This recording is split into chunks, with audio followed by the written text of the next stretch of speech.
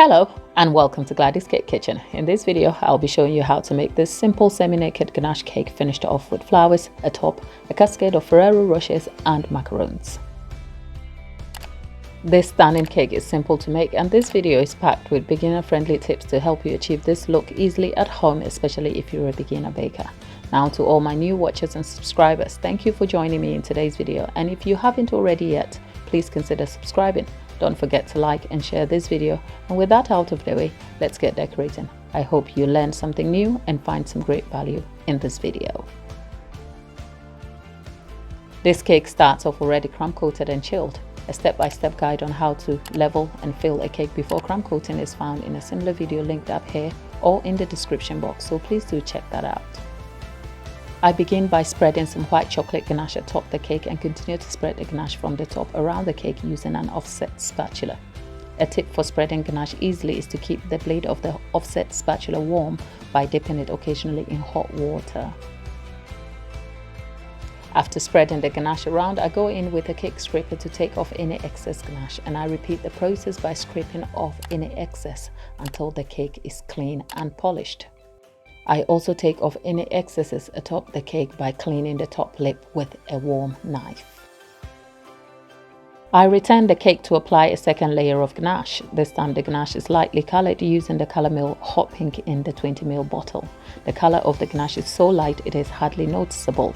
I add a drop of the color to the tip of the back of the offset spatula and drag it around the cake to leave deep patches of the hot pink color. A few drops of the color is also added to the bowl of lightly colored ganache. I mix the color in loosely by stirring together gently, ensuring the color is not completely mixed in. The aim is to create a marble effect. I spread the ganache around the cake starting from the bottom of the cake, and like earlier, I continue to spread the ganache sparingly until the cake is all covered. I go in with a cake scraper as I did earlier, scraping any excess until the cake is clean. I also clean the top by trimming off any excess ganache on the top lip of the cake using a knife. Another tip is to keep the blade of the knife warm. Cake's all done and clean. I'll leave this to set for 15 minutes before I return to complete the drip effect and final decorations.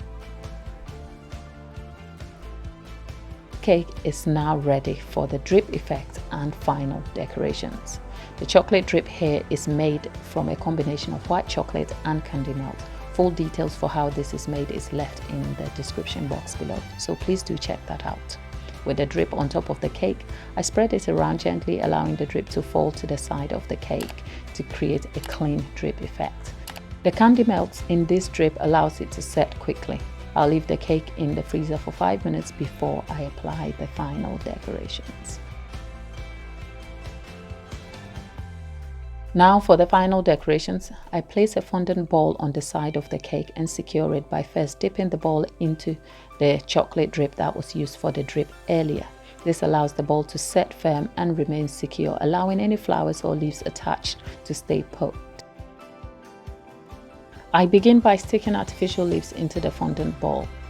With the flowers attached to a toothpick, I stick these into the fondant ball and arrange these elements to my preference.